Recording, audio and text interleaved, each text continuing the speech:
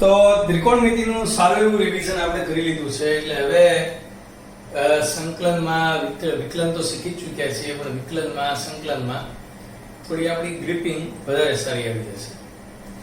સંકલન એ હકીકતમાં પ્રતિવિકલન એટલે સંકલન.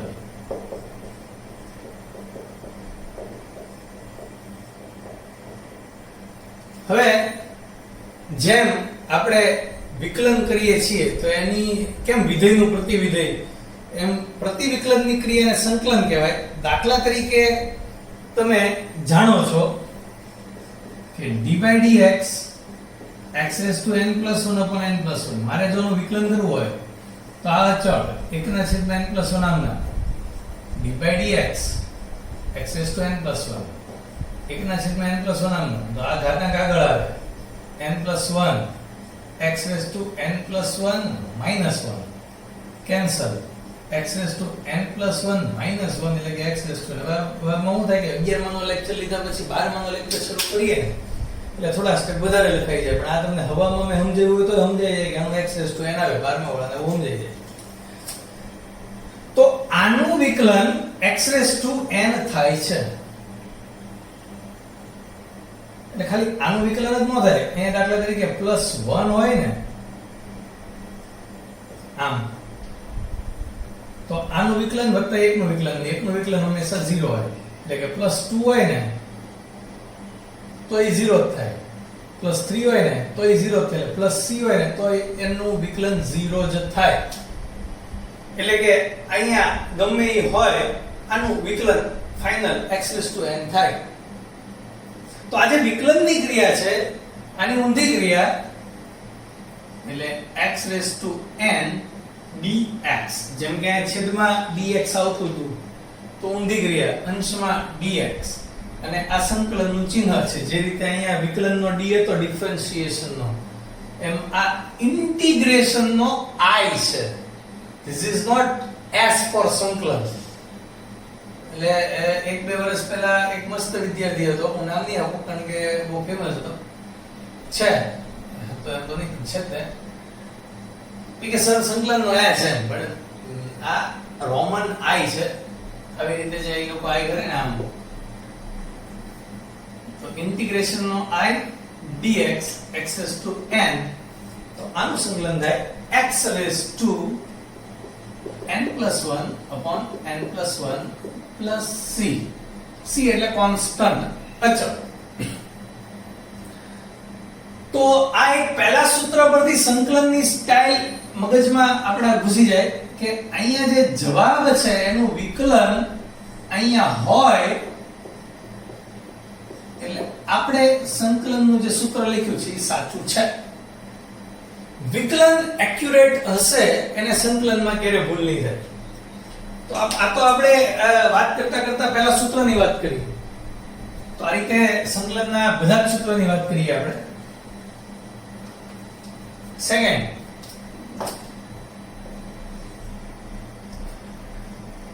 જે રીતે તમે જાણો છો કે sin નું વિકલન cos હવે d/dx sin x એટલે cos x તો એ જ રીતે cos x નું સંકલન sin x +c. જે રીતે cos x નું વિકલન -sin x એ જ રીતે sin x નું સંકલન -cos x + c. નેક્સ્ટ જે રીતે tan x નું વિકલન sec²x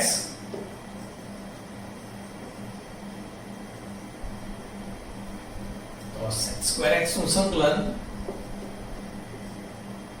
tan x + c.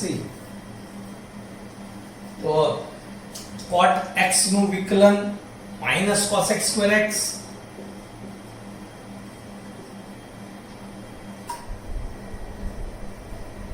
તો cos⁡x² નું સંકલન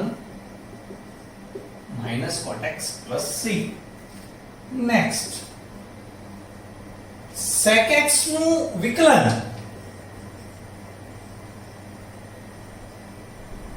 sec x into tan x sec x into tan x નું સંકલન sec x, cosec x into cot x નું સંકલન minus cosec x plus c. હવે આ સાત આપણા બેઝિક સૂત્ર, હજી 8મા 9મા સૂત્રની વાત કરી, એક બેઝિક સૂત્ર છે. e raised to x નું વિકલન e raised to x, તો e raised to x નું સંકલન e raised to x. Yes, a raised to x નું વિકલન a raised to x into log a આધારિત, આમ કહેજો a raised to x log a આધારિત. તો આનું સંકલન સ્પષ્ટ છે કે a raised to x upon log a આધારિત plus c.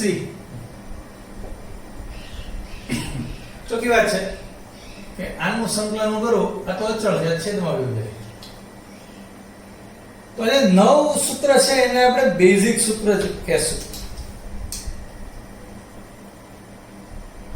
હવે એક બે વાત વિકલનમાં મેં તમને કરી દીધી કે log mod sin x નું વિકલન cot x થાય તો એ સંકલનમાં કામ આવશે, એવી મેં તમને વાત કરી હતી કે ભાઈ d by dx log mod sin x, તો આનું વિકલન થાય 1 upon માનાંકમાં sin x d by dx માનાંકમાં sin x.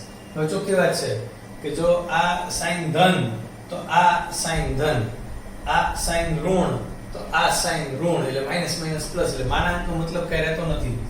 1 upon sin x અને sin x નું વિકલન cos x એટલે કે cot x, તો cot x નું સંકલન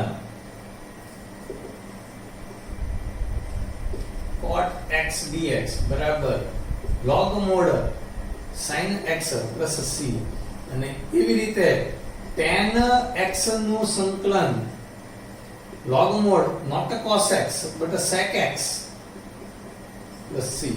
You can check it.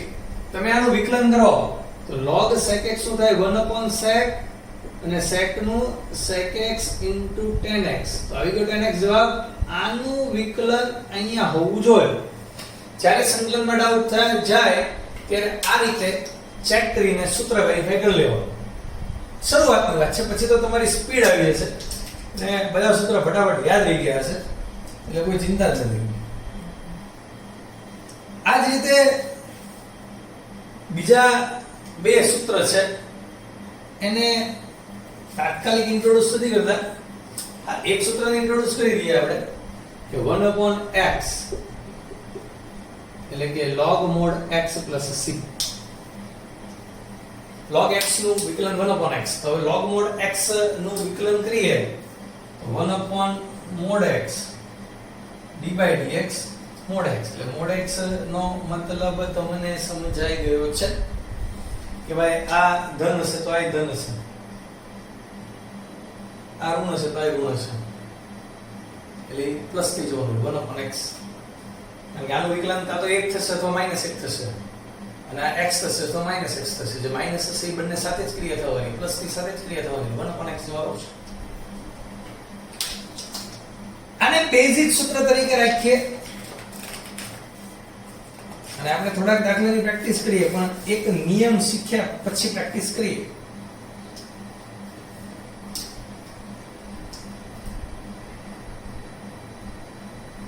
નિયમ આવો છે કે ભાઈ cos x નું sin x નું સંકલન તો આવડી ગયું, e raised to x નું સંકલન આવડી ગયું, પણ આ sin 2x cos 2x એ બધાના સંકલન કેમ કરવા?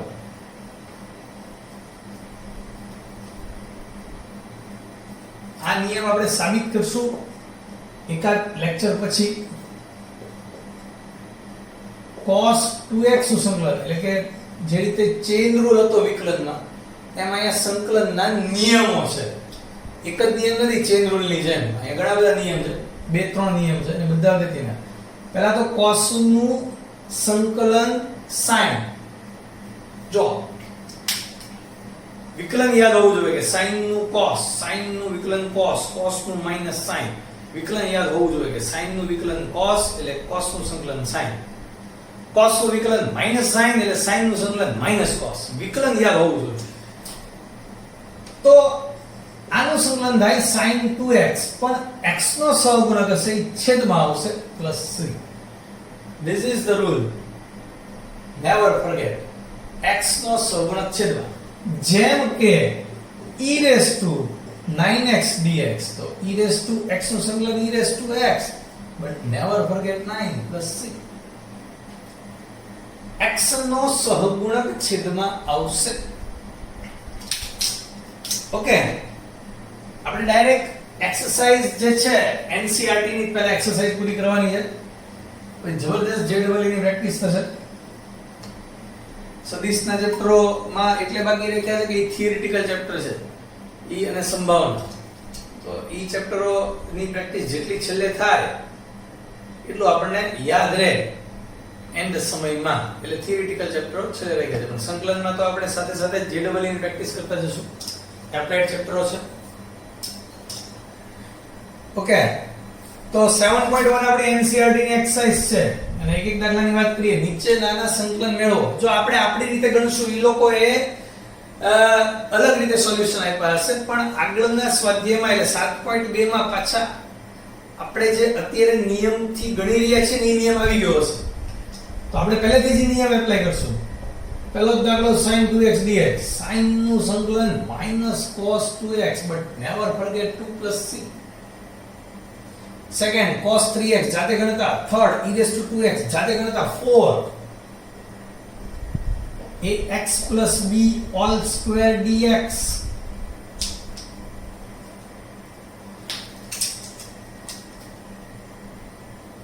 હવે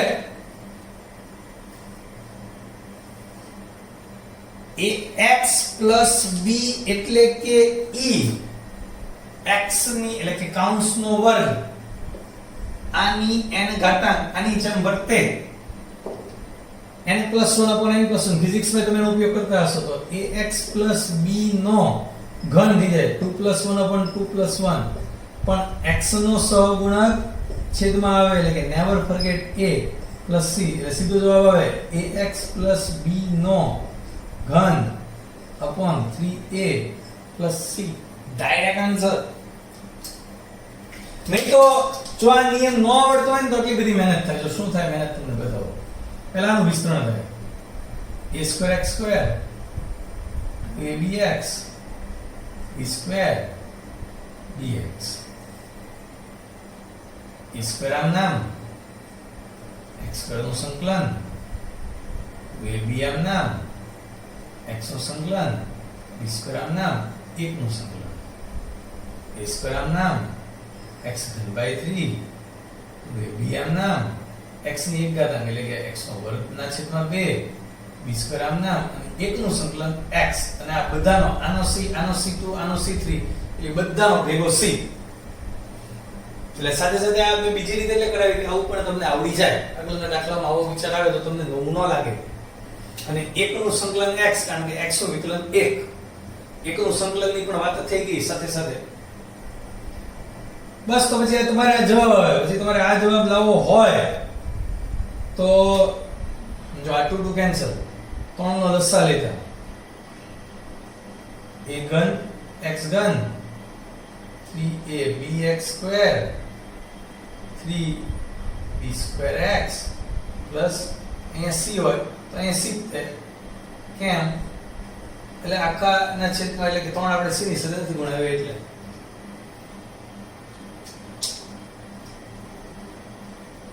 અને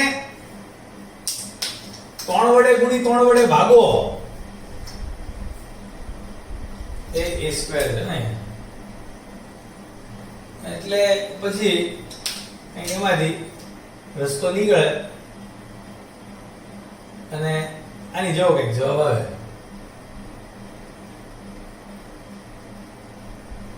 એટલે તમને એમ થશે કે અહીંયા b ઘન છે, આમાં b ઘન તો કઈ દેખાતો જ નથી, તમને એવું થાય. પણ b અચળ છે એટલે c ની અંદર બધા અચળ રહેલા છે. એટલે ઈ b ઘન ન દેખાતો હોય તોય ઘરનો b ઘન નાખી શકાય સંકલનમાં. અને તમે આ નું જે વિસ્તરણ છે અહીંયા ઈ b ઘન એક ઘટે છે. જો પહેલા પદનો ઘન a વડે ગુણો એટલે a ઘન x ઘન આવી ગયો. પછી બીજા પદનો ઘન b ઘન ઘટે છે એટલે b ઘન આવી ગયો. પછી 3 ગુણ્યા પહેલું બીજું પદ એ આ બેમાં આવી ગયું. 3bx આમ આવી ગયું છે. અહીંયા કંઈક a ઘટતો હોય તો a નાખી શકાય. તમે અહીંયા જો a વડે તો ગુણવાના એટલે તો આવી જ જવાનો. નીચે અને ઉપર a વડે ગુણવાના એટલે a ઘન, અહીંયા a સ્ક્વેર, અહીંયા તો આવી જ જવાનું એટલે 3ab કોમન. કાઉન્સ નો કાઉન્સ એટલે આના જો ને આપણે એક કામ કરીએ ને, a વડે ઉપર નીચે ગુણતા a ઘન x ઘન 3a square b x square 3a b square x plus c. Hello a ઘન x ઘન પ્લસ b ઘન 3ab x common 3ab x common એટલે ax પ્લસ b છેદમાં 3a પ્લસ c. એ c માં બધું ભળતું રહે છે જાતે જાતનું. એ અચળ આમ નામ c નો c જ રહે છે છેક સુધી. વધારે એક્યુરસી જોઈતી હોય તો આવી રીતે c ડેશ થી શરૂઆત કરાય અને c ડેશ માંથી c આવી ગયા. કેવી રીતે? તો આની પછી આ સ્ટેપમાં આપણે b ઘન ના છેદમાં 3a આમાં નહોતું ને નાખ્યું એટલે આ ઉમેર્યું અને બાદ કર્યું એટલે c બરાબર c ડેશ માઈનસ b ઘન ના છેદમાં 3a એવું કહી શકાય. લખવાની જરૂર નથી પણ આ તમને સમજાવવા માટે, તમારા લોકોની સ્પષ્ટતા માટે. હવે તમે જો આ ઘનનું વિસ્તરણ થઈ ગયું, આ જવાબ આવી ગયો.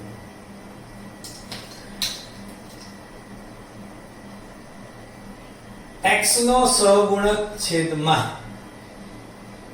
આ નિયમ આપણે અત્યારે પ્રેક્ટિસ કરી રહ્યા છીએ અને સંકલનના સૂત્ર. તો આગળ વધીએ. 7.1 માં પ્રશ્ન 1 ની આપણે વાત કરી. સામાન્ય પ્રેક્ટિસના દાખલા સૂત્રના આધારિત દાખલાઓ હતા.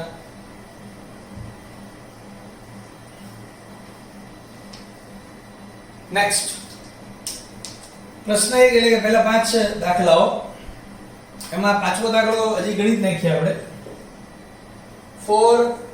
sin 2x 4 e raised to 3x sin 2x 4 e raised to 3x dx. તો sin નું સંકલન -cos 2x upon 2 x નો સહગુણક છેદનો -4 અચળ આમના e raised to 3x નું e raised to x નું e raised to x never forget 3 અને બંનેના c ભેગા. છઠ્ઠો દાખલો છે 4 e raised to 3x plus 1 4 e raised to 3x plus 1 dx. તો ચાર અચળ એક સ્ટેપ વધારું છું, હકીકતમાં આની કોઈ જરૂર નથી. e raised to x નું e raised to x પણ x નો સહગુણક છેદમાં plus c. બસ સૂત્રોની પ્રેક્ટિસ છે. સાતમો દાખલો x² 1 - 1 upon x² dx. પહેલા તો આને અંદર ગુણાવી દો x² માઈનસ આની સાથે ગુણાવી લો 1 dx. તો x² નું સંકલન થાય x ઘન એક ઘાતાંક વધી જાય plus c x raised to n છે એટલે અને 1 નું x પ્લસ c.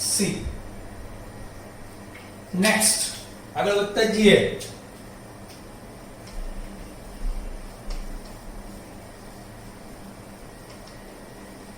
આનો દાખલો ax² + bx + c.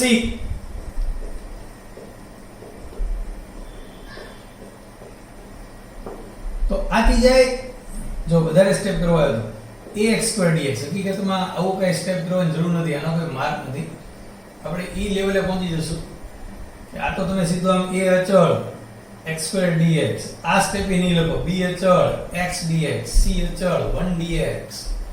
તમે સીધું આમ જ કરશો a x ઘન by 3 b x² by 2 c એટલે એક વધે એક નો x અને કેપિટલ c, કારણ કે એક c નો ઉપયોગ છે એટલે બીજો c આવે તો બે અલગ પડે એટલે કેપિટલ c અથવા k લખો, કાઈ વાંધો નથી. નવમા દાખલાની વાત કરીએ. 2x² + e raised to x જાતે ગણના રાખીએ એક દાખલો. 10મો દાખલો √x - 1 / √x. Whole square dx. હવે આનું વિસ્તરણ કરી નાખીએ. પહેલા પદનો વર્ગ રૂટ x વર્ગ એટલે x, 2 ગુણ્યા પહેલું ગુણ્યા બીજું પદ એટલે તમને ખબર પડે 1 વત્તા છેલ્લા પદનો વર્ગ 1/x.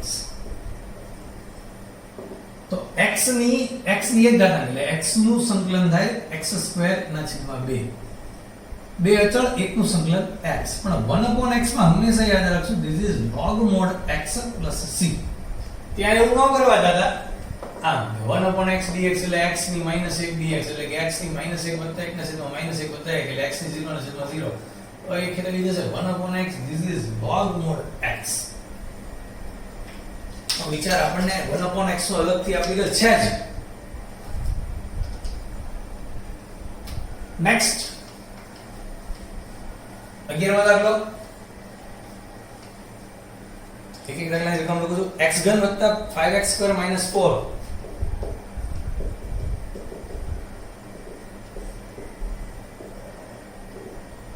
તો સ્પષ્ટ છે સ્વતંત્ર છેદ કરતા x + 5 - 4/x² dx. હું આને પહેલા લખીશ x + 5 - 4 x⁻² dx. હવે સંકલન કરીશ x² / 2 5x -2 + 1 -2 + 1 plus c. So this is x² / 2 5x -1/-1 plus c minus plus x² / 2 5x plus 4/x. આ માઈનસ ઘાતાંક છે છેદમાં લીધો પ્લસ થઈ ગયું plus c. This is the answer. તો આમ ટોટલ 20 દાખલાઓ છે. હું બધા દાખલા ગણાવી શકું, વાંધો નથી, અને ગણાવીશ જ. હજી ઘણી બધી પ્રેક્ટિસ આમાં કરીશ, કરાવશું તમને. પણ આપણે એક કામ કરીએ, અહીંયા સુધી રાખીએ અને તમે આખો સ્વાધ્યાય ગણો અને જે ડાઉટ છે એ મેન્ટર ટીચરને મોકલાવો કે આ દાખલામાં તકલીફ થઈ. હું તમને હજી બાકીના જે દાખલાઓ છે એમાંથી જે 10 દાખલા છે એમાંથી 5-7 દાખલા તો ગણાવી જ દઈશ અને આપણે આગળ જ વધશું સંકલનમાં. 7.1, 7.2, 7.3 ઘણી બધી એક્સરસાઇઝ છે, ઘણા બધા નિયમો છે, એટલે દરરોજ આપણે એક નિયમ શીખતા જશું અને પછી એની ખૂબ પ્રેક્ટિસ કરવી છે સંકલનની. તો આજના લેક્ચરમાં અહીંયા સુધી રાખીએ છીએ. હોમવર્કમાં NCERT નો એક્સરસાઇઝ 7.1